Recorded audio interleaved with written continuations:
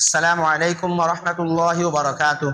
আলহামদুলিল্লাহ, কক্সবাজার সদরের দক্ষিণ কলাতলী বড়ছড়া দরিয়ানগর নুরানি একাডেমির দ্বিতীয় সাময়িক পরীক্ষা আজকে শনিবার 22 আগস্ট 2026 শিক্ষাবর্ষের দ্বিতীয় সাময়িক পরীক্ষা শুরু হলো।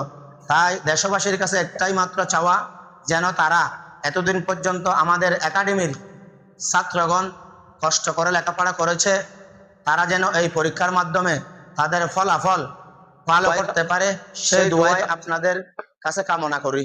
সবাই আমাদের একাডেমির ছাত্রছাত্রীদের জন্য দোয়া করবেন। আসসালামু আলাইকুম ওয়া রাহমাতুল্লাহ।